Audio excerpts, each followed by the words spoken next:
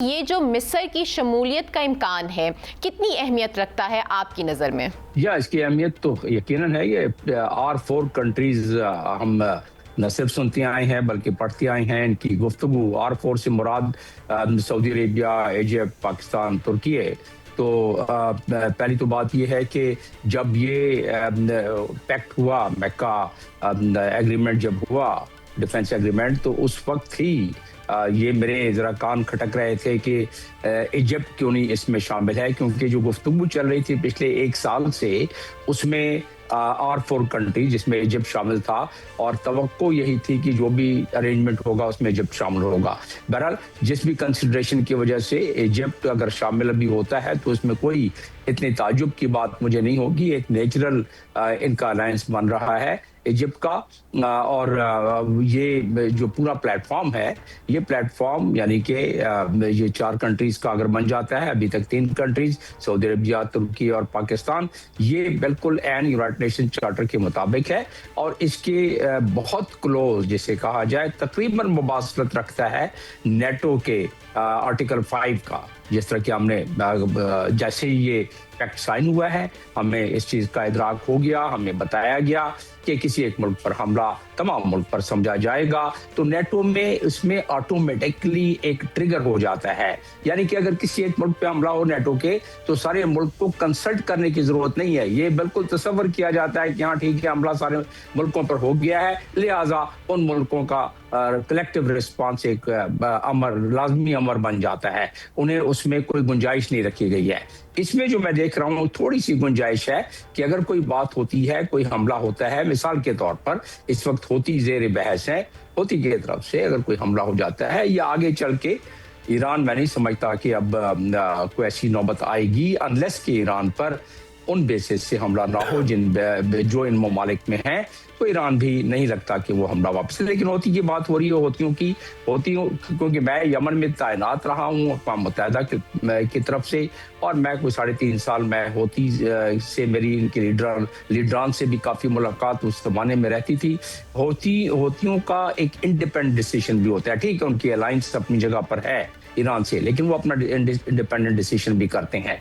तो कलामी की माफी चाहता हूँ जमील साहब, आप बहुत खूबसूरत बात कर रहे हैं, लेकिन जिस तरह आप समझ जा रहे हैं हमें कि होशियों ने हमला कर दिया, हमने होशी बागियों का लफ्ज सुना। मेरे नाज़रीन को जरा आसान ज़बान में जमील भाई समझाएं कि सऊदी अरब और होशी बागी लड़ रहे हैं, इनके वजह नात क्या है? जरा आप चूंकि तैनात रहे इसको एलेबोरेट करें ताकि हमें और आसानी हो जाए। अब मुआहिदा पाकिस्तान, सऊदिया और टर्किया का है, तो क्या फिर सऊदिया पर हमला, एक पर हमला, 3 हमलों वाली बात जो आप कर रहे हैं, फिर पाकिस्तान भी कुछ एफर्ट करेगा? होशियों को जरा एलेबोरेट करिएगा जमील भाई।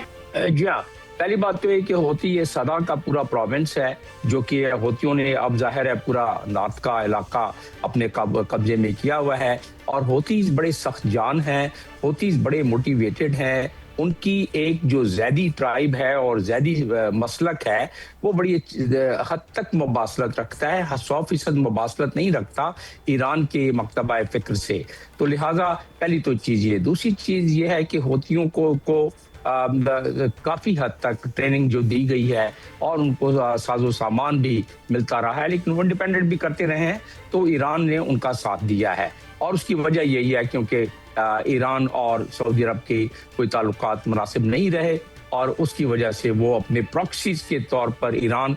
लेकिन फ़र्क ये है हिजबुल्लाह और होतीज़ में कि हिजबुल्लाह बिल्कुल 100% प्रॉक्सी हैं ईरान के, और होतीज़ आप परसेंटेज वाइज अगर हाइपोथेटिकली मैं इसको समझाना चाहूँ तो होतीज़ कोई 60% आप समझ लें, बाकी 40% होतीज़ अपने फैसले करते हैं।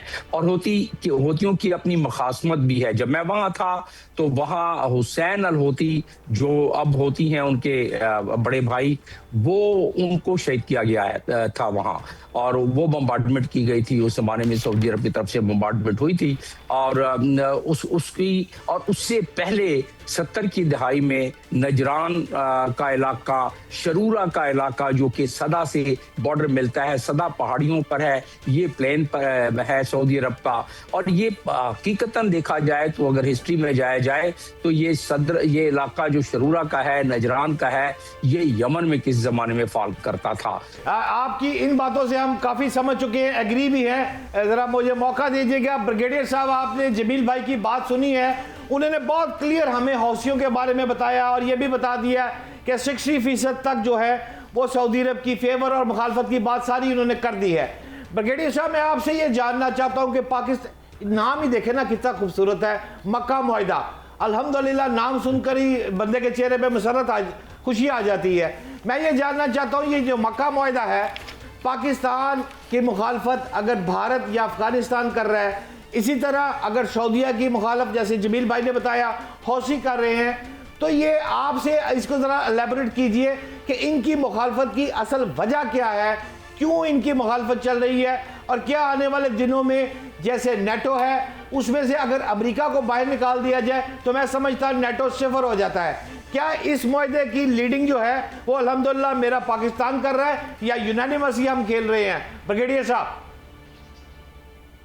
जी बिस्मिल्लाह, thank you very much. I think Jameel sahab की बात को मैं लेके आगे चलता हूँ। अच्छा, कल जो तुर्की के वजीर खारजा हैं कान फिदान साहब, और ये mind you one of the strongest minister हैं प्रेसिडेंट तैयब एर्दोगान की कैबिनेट में, इंटेलिजेंस चीफ भी रहे हैं और उनकी बड़ी ग्रिप है डिप्लोमेसी। उन्होंने आई थिंक बड़ा क्लियर किया है कि जो मुआहदा है ये बिल्कुल जो नेटो का आर्टिकल 5 है उस तरह का है।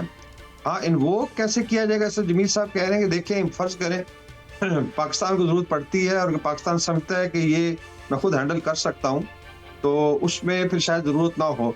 लेकिन अगर पाकिस्तान फील करता है कि इसको इन्वोक कर रहे हैं, तो फिर सऊदी अरेबिया और तुर्किया बिल्कुल इसको ऐसे ही समझेंगे जैसे उन पे हमला हुआ। Same is true for Türkiye and same is true for Saudi Arabia. अभी आ जाते हैं हुतियों की तरफ। जो है, आई थिंक ये याद रखेंगे, जो प्रॉक्सी होती है प्रॉक्सी ही होती है, और एट टाइम जो है वो फिर मास्टर के काबू नहीं आती। आप तालिबान की मिसाल ले लें, हमारी बड़ी उम्मीदें थी कि ये इंसान के बच्चे बन के रहेंगे, लेकिन फिर उसी हाथ को उन्होंने काटा है। बिकॉज देन देखिए, इनकी एक तो इशू है कि इंटरनेशनल लेट्स से जो कम्युनिटी है वो रिकॉग्नाइज नहीं करती जो प्रॉक्सीज होती हैं, because ultimately it's not government. अब यमन जो है वो 3 हिस्सों में डिवाइडेड है। एक पार्ट जो है वो हुतियों के पास है, फिर एक आप कह रहे हैं ट्रांजिशन काउंसिल है जो रिकॉग्नाइज गवर्नमेंट है यूएन की, सऊदी अरेबिया को उसको सपोर्ट है, और फिर एक हिस्सा जो है इवन आई थिंक यूएई भी सपोर्ट करता है पार्ट ऑफ इट। तो काफी कॉम्प्लिकेटेड है। बाकी मेरे ख्याल में आई थिंक IRGC जो है ईरान का इनका इन्फ्लुएंस है, जिनको बाद रख सकते हैं, बिकॉज अगर ये प्रॉक्सी ज्यादा उछलती है और तो मेरी असेसमेंट इनकी बड़ी ठुकाई होनी है, और ये भूल जाएंगे कि ये पहले जिस तरह हरकतें करते रहे हैं, ठीक है, ये दे आर सिटिंग ऑन बाबल मंदब और वहां से ये चोक कर सकते हैं। अभी एक और जो अलायंस तैयार हो रही है वो मैरीटाइम एक सिक्योरिटी फोर्स है 14 मुल्कों की।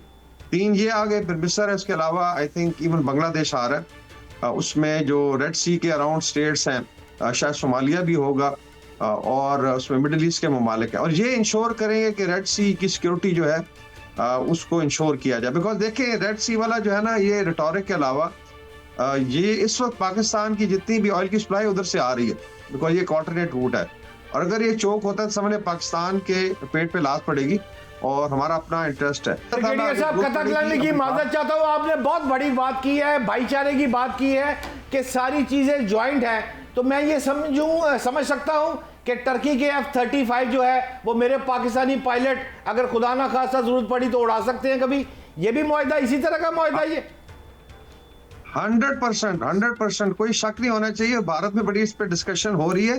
देखें, ये खुद इतनी बड़ी डिटरेंस क्रिएट करेगा कि लग समझ जाएगी। बाकी देखें, जब मुआहदे होते हैं कुछ चीजें पब्लिक डिस्कोर्स में आती हैं, कुछ चीजें नहीं आती। ये हो ही नहीं सकता कि मुआहदे की तमाम जो लेट्स से शिक्के हैं वो डिस्प्ले कर दी जाएं, बिकॉज इसके अंदर अच्छा दूसरा मेच्योरिटी में थोड़ा टाइम लगता है। अभी आप देखें, पाक सऊदी डिफेंस एग्रीमेंट में पहले एग्रीमेंट हुआ, फिर डिप्लॉयमेंट ऑफ फोर्सेज, जिसको स्टेजिंग ऑफ फोर्सेज कहते हैं। पाकिस्तान की फोर्सेज अभी डिप्लॉयड है सऊदी अरेबिया में, जिसमें आर्मी है, जिसमें आपकी एयर फोर्स है, और शायद नेवी भी है।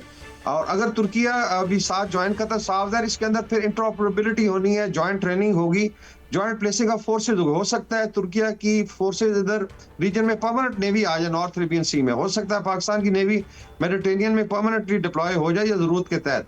तो उस लिहाज से जो है ये, और एक मैं और बता दूं, एक ऊपर ट्रायंगल भी है जो पाकिस्तान, अजरबैजान और तुर्की ने जो काम किया था आर्मीनिया के साथ जब लड़ाई हुई, वहां पे अजरबैजान में 3 झंडे लगते हैं गाड़ियों पे, पाकिस्तान, अजरबैजान और तुर्किया का। और आज आप तुर्किया में है, हम इधर ही इस्तांबुल में, अगर मैं दिखा सकूं आपको, इंशाल्लाह मैं भेजूंगा कुछ क्लिप्स जो है किस तरीके से पाकिस्तान की पजीराई हो रही है। हम जिधर भी जाते हैं तो वो वेलकम कर, सेम इन सऊदी अरेबिया। जी इंशाल्लाह।